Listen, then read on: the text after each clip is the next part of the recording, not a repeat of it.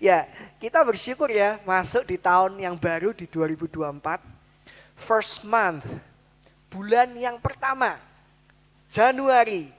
Ya, begitu kita merasakan kebaikan Tuhan.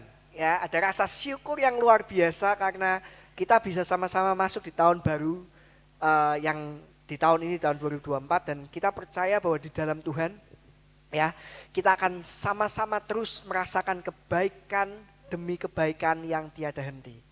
Amin. Di dalam Tuhan kita akan terus merasakan kebaikan demi kebaikan yang tiada henti. Bahkan tidak berkesudahan kebaikan Tuhan. Ya.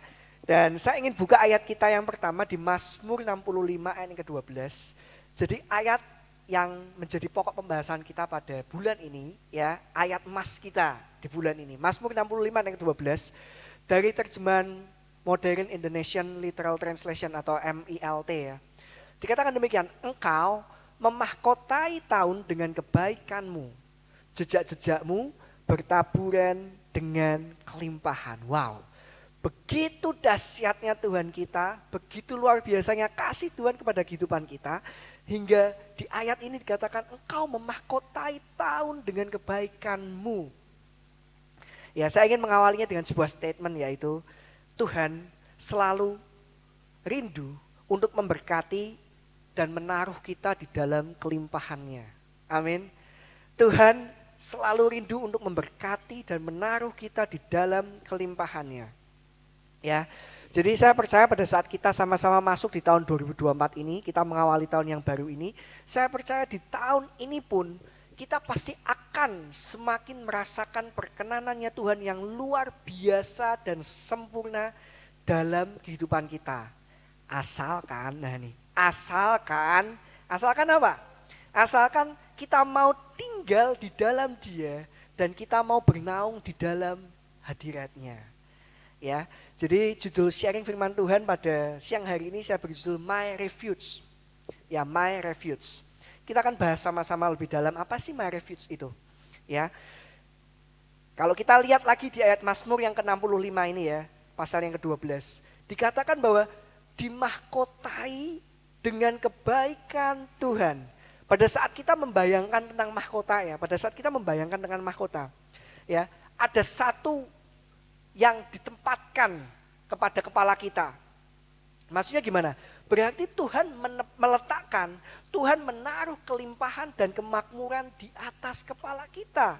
Ya, Tuhan menjanjikan kita untuk hidup di dalam tahun yang penuh. Tuhan menjanjikan kita untuk hidup di dalam tahun yang berkelimpahan dan makmur. Ini janji Tuhan, ya. Namun agar janji Tuhan bisa tergenapi dalam kehidupan kita, ada bagian yang harus kita lakukan. Kalau kita lihat di Mazmur 65 tadi ya, dimahkotai dengan kelimpahan. Ya, bagian yang harus kita lakukan apa? Pada saat kita melanjutkan ayat itu dikatakan bahwa jejak-jejakmu bertaburan dengan kelimpahan. Bagian kita adalah kita mengikuti jejaknya Tuhan atau berjalan bersama dengan Tuhan. Karena kelimpahan itu tidak akan pernah bisa kita dapatkan tanpa kita mengikuti apa yang menjadi kebenaran firman Tuhan. Ya, pada saat dikatakan jejak-jejakmu bertaburan dengan kelimpahan. Nah, di situ pada saat kita mengikut Kristus, kita percaya di dalam Dia kita akan beroleh kelimpahan. Ya, meskipun kita masih muda ya, tapi kita percaya bahwa di usia kita yang masih muda ini ketika kita benar-benar sungguh-sungguh dan serius kepada Tuhan, di masa muda pun kita akan merasakan yang namanya kelimpahan di dalam Tuhan. Ya, amin. Dan kita tidak akan bisa mengalami tahun yang penuh dengan kelimpahan dan kebaikan Tuhan tanpa kita mau berjalan, tanpa kita mau bernaung, dan tanpa kita mau membangun hubungan dengan Tuhan. Ya, 2 minggu ini kita sudah belajar ya, sama-sama walking with God, kemudian minggu lalu kita belajar tentang apa? Berserah ya. Semuanya ini adalah apa sih? Tentang hubungan kita dengan Kristus. Ya, dan kita akan buka lagi ayat kita yang kedua yaitu di Yehezkiel 34 ayat yang ke-26. Yehezkiel 34 ayat ke-26. Saya akan baca dari firman Allah yang hidup. Dikatakan demikian, umatku serta rumah-rumah mereka di sekeliling bukitku akan kujadikan berkat. Wow. Dan hujan akan turun, hujan berkat Karena aku tidak akan menahan hujan itu, melainkan membiarkannya turun pada musimnya. Saya ingin mengatakan bahwa berada di dalam Tuhan adalah tempat bernaung yang terbaik. Gak ada tempat yang lebih baik selain berada di dalam naungannya Tuhan. Kenapa? Karena kita percaya bahwa pada saat kita berada di dalam naungannya Tuhan, kita mau bernaung di dalam hadirat Tuhan ya, Dia akan mencurahkan ya yang namanya hujan berkat ya, dan Tuhan tidak akan pernah menahan hujan itu. Maksudnya gimana? Kita akan sama-sama menjalani tahun yang penuh dengan kelimpahan. Karena di dalam tahun ini kita sama-sama mau untuk bernaung di dalam Tuhan. Pada saat saya menyiapkan firman Tuhan ini ya, kata refuge. Kata refuge kalau kita lihat terjemahan bahasa Indonesianya adalah tempat berlindung. Ya. Tapi kita percaya bahwa kata refuge itu dibuat tidak sekedar diterjemahkan sebagai tempat berlindung saja, tetapi kata refuge itu pada saat itu digunakan berarti ada yang namanya apa? Tempat di mana ada kedamaian, tempat di mana adanya ketenangan, dan tempat di mana adanya kestabilan di dalam situ. Makanya dinamakan refuge, tempat perlindungan. Kita mungkin kalau lihat terjemahan bahasa Indonesia hanya terbatas pada sampai tempat perlindungan. Tapi kalau kita pelajari arti kata refuge, disitulah ada yang namanya kedamaian, disitulah ada yang namanya ketenangan, dan disitulah ada yang namanya kestabilan. Ya makanya dikatakan bahwa berada di dalam Tuhan adalah tempat bernaung yang paling baik. Ya kita buka sama-sama di Ulangan 33 ayat ke-27. Tapi saya baca dari terjemahan bahasa Inggris New Living Translation. Deuteronomy 33 ayat 27 ya. The eternal God is your refuge. Allah yang abadi adalah tempat perlindunganmu. And his everlasting arms are under you. He drives out the enemy before you. He cries out, destroy them. Hanya di dalam Tuhan ya, kita bisa bernaung. Hanya di dalam Tuhan ya, kita bisa mengalami yang namanya apa? Kehidupan. Kita tidak akan pernah bisa mengalami kehidupan yang Tuhan inginkan kalau kita berada di luar Tuhan. Nah kalau kita berbicara tentang my refuge, ya judul sharing firman Tuhan pada siang hari ini adalah my refuge. My refuge itu berbicara tentang apa sih? My refuge itu berbicara poin yang pertama, yaitu a place for rest. Suatu tempat di mana kita bisa mengalami yang namanya rest. Ya, dan saya excited dengan kata rest di sini. Ya. Sebelum saya melanjutkan ya, bahwa pada saat kita bilang bahwa dia adalah tempat di mana kita bisa mengalami rest. Kenapa?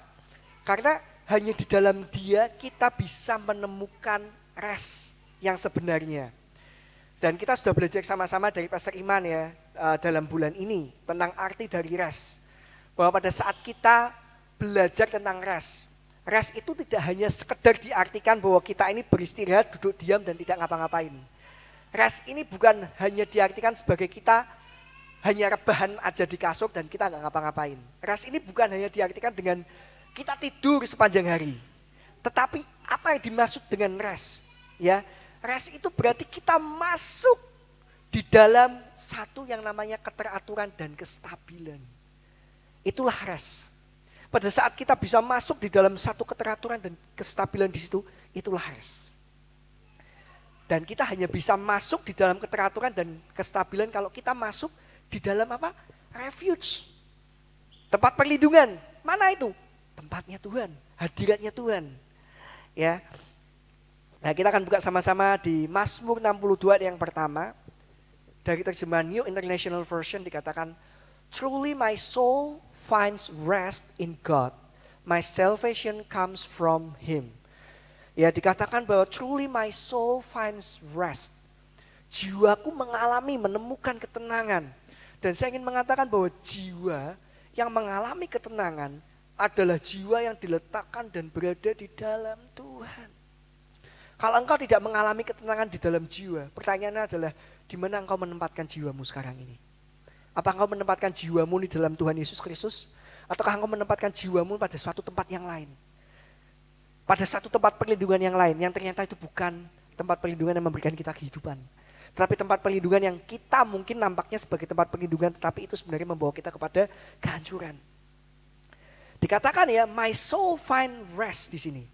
Dan kita tahu Mazmur 62 ini dituliskan oleh Daud. Dan pada saat Daud bermazmur di dalam pasal ini, ketahuilah bahwa Daud sedang berada di dalam kondisi yang tertekan. Maksudnya gimana? Daud sedang berada di dalam kondisi peperangan. Tekanan peperangan, dia sedang ditekan, dia sedang diserang oleh musuh. Namun yang menarik di sini apa? Daud masih bisa mengatakan bahwa aku benar-benar menemukan tempat di mana aku bisa mengalami rest, yaitu di dalam Tuhan. Ya, Daud meletakkan jiwanya kepada tempat yang tepat, yaitu Tuhan. Nah, sudahkah kita meletakkan jiwa kita pada tempat yang tepat?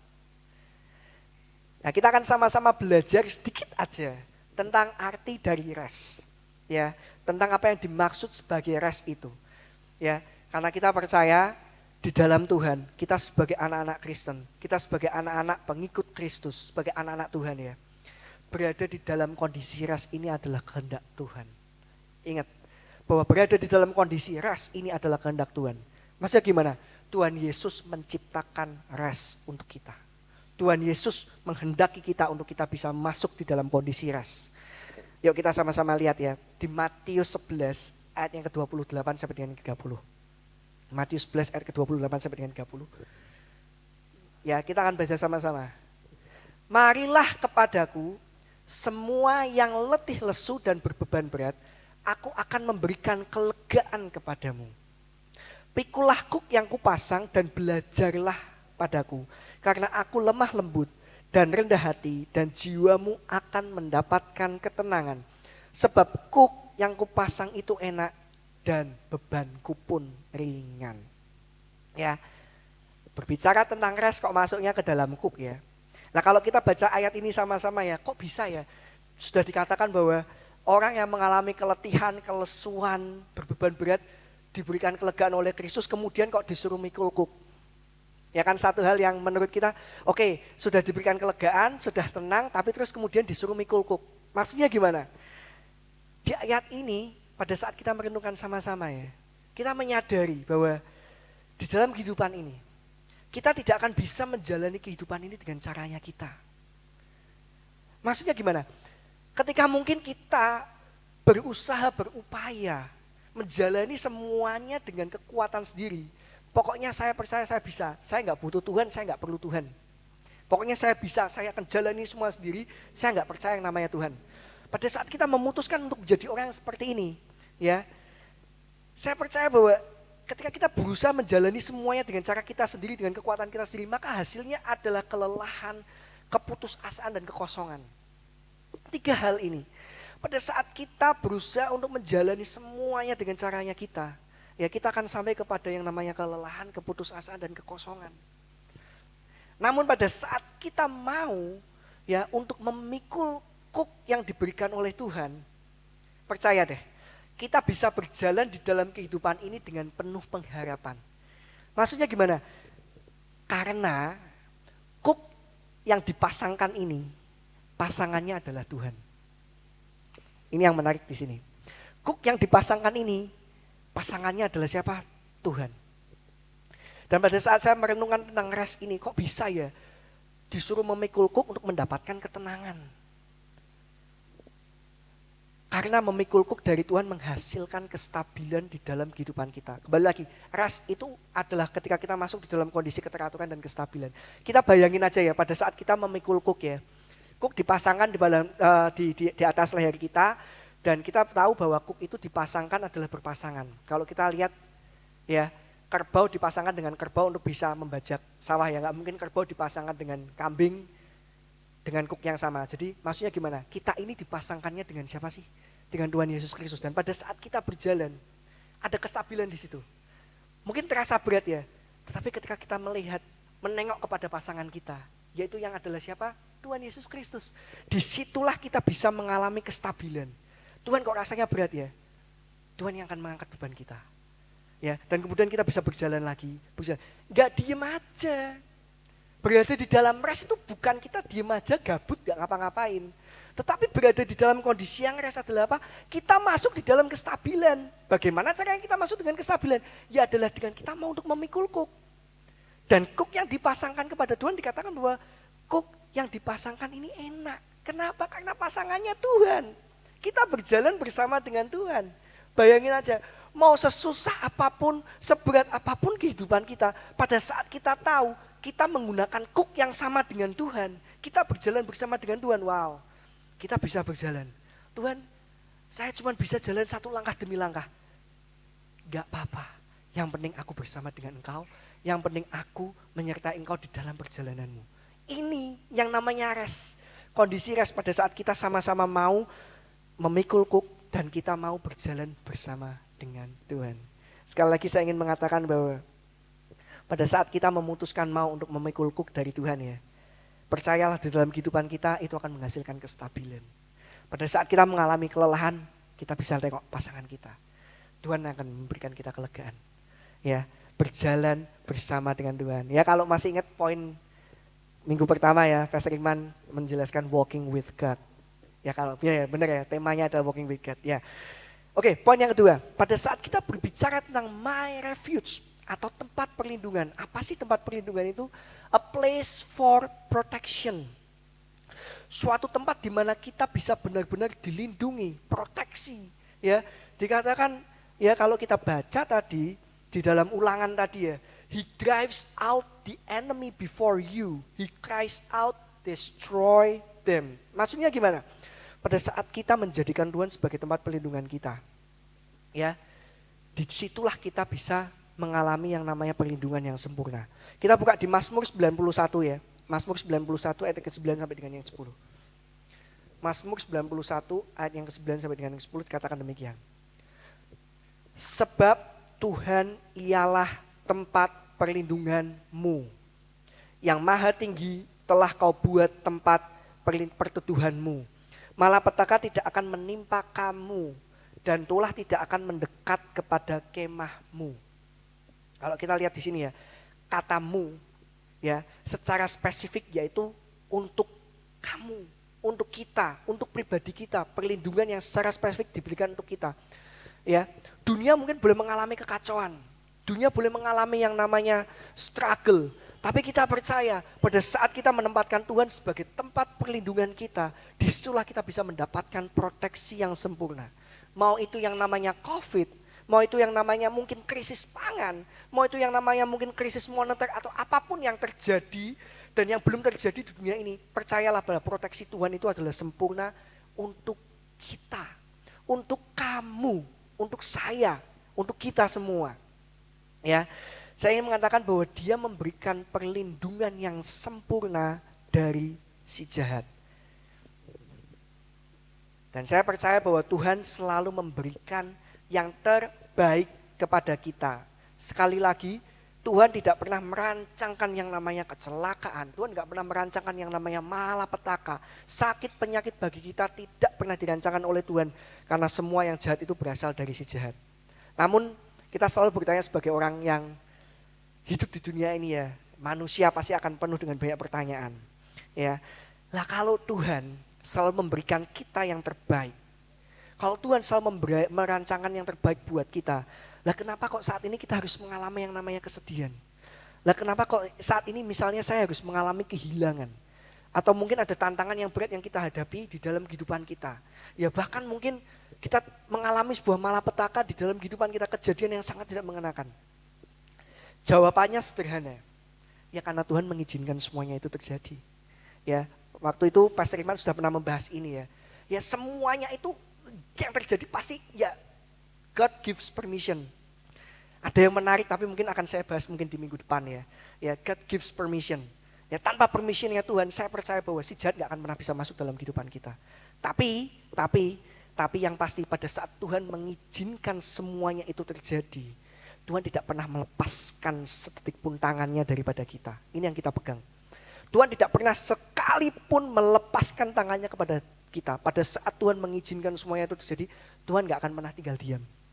Karena Yusuf sendiri juga mengatakan bahwa dialah Tuhan yang ahlinya merekarkakan segala sesuatu untuk kebaikan kita. Kita harus pegang ini sama-sama. Ya kita masih hidup di dunia ini. Dan di dalam dunia ini ya memang kita akan mengalami yang namanya tantangan. Kita gak ngerti. 1 jam lagi kita akan mengalami apa, kita nggak ngerti. Kalau hal itu tidak mengenakan tapi kita percaya bahwa semua yang terjadi Tuhan pasti mengizinkan. Dan pada saat Tuhan mengizinkan, Tuhan gak pernah sekalipun melepaskan kita. Ya, kita buka sama-sama di Amsal 18 ayat yang ke-10 sampai dengan ke-11. Tapi kita baca aja dari versi The Message ya. Proverbs 18:10 to 11. God's name is a place of protection. Good people can run there and be safe. The rich think their wealth protect them. They imagine themselves safe behind it. Hanyalah tempat Tuhan yang merupakan perlindungan yang sempurna. Ya, orang yang kaya mungkin berpikir mereka bisa bersembunyi di balik kekayaannya. Orang yang mungkin merasa mereka kuat, mereka bisa bersembunyi, berlindung di dalam kekuatannya. Tapi ternyata apa? Itu gak akan pernah bisa. Karena hanya di dalam Tuhanlah kita bisa beroleh perlindungan yang sempurna. Amin. Dan poin yang terakhir saya akan tutup. My refuge, tempat perlindungan. Tempat perlindungan berbicara tentang a place for fullness. Suatu tempat di mana kita bisa mengalami yang namanya kepenuhan. Wow. Maksudnya gimana? Ayo kita buka lagi ya. Di Keluaran 3 ayat ke-8. Ya kita tahu bahwa Allah Bapa menjanjikan suatu tanah perjanjian kepada bangsa Israel di situ. Ya, di Keluaran 3 ayat ke-8 dikatakan, sebab itu aku telah turun untuk melepaskan mereka dari tangan orang Mesir dan menuntun mereka keluar dari negeri itu ke suatu negeri yang baik dan luas. Suatu negeri yang berlimpah-limpah susu dan madunya, ke tempat orang Kanaan, orang Het, orang Amori, orang Feris, orang Hewi dan orang Yebus. Ya, pada saat Tuhan menjanjikan tanah perjanjian kepada bangsa Israel, itu karena Tuhan sangat mengasihi mereka sehingga Dia menyiapkan suatu tempat di mana adanya kepenuhan di situ. Dikatakan fat atau lemak, fat atau lemak itu adalah penanda sebagai sebuah kemakmuran. Ya, dan pada saat Tuhan menjanjikan suatu tempat yang penuh dengan kelimpahan. Ya, itu karena Tuhan sangat mengasihi mereka, ya sehingga Dia menyiapkan tempat di mana adanya kepenuhan di situ. Dan bisa dikatakan bahwa promised land atau tanah perjanjian, tanah Kanaan itu adalah refuge bagi bangsa Israel. Ya, dan kita tahu bahwa tanah perjanjian tidak akan berarti apa-apa tanpa adanya Tuhan yang mempersiapkan, tanpa adanya Tuhan yang menyediakan dan tanpa adanya Tuhan yang memberikan.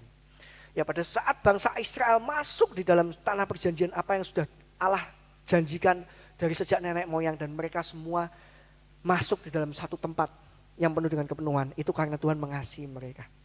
Dan pada saat kita merenungkan ini ya, Tuhan menjanjikan satu tempat yang luar biasa kepada bangsa Israel untuk masuk dalam satu kepenuhan. Di mana di dalam kepenuhan itu ada yang namanya order and stability, ada yang namanya keteraturan dan kestabilan.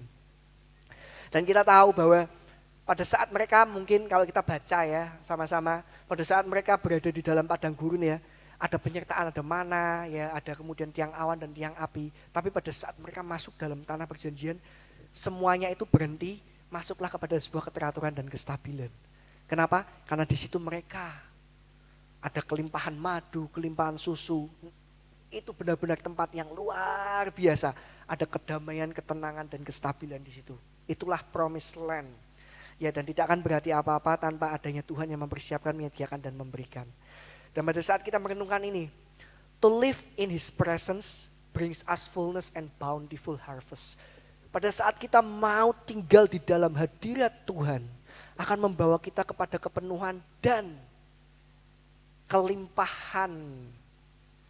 Ya, kelimpahan, bountiful harvest. Ya, berlimpah. Ya, harvestnya berlimpah, panennya berlimpah. Kemudian kita tanya, lah terus janji Tuhan bagi kita apa? Tuhan menjanjikan tanah Kanaan kepada bangsa Israel, ya, dan mereka sudah masuk dalam tanah perjanjian. Lalu kemudian janji Tuhan pada kita apa? Nah, ini yang menarik.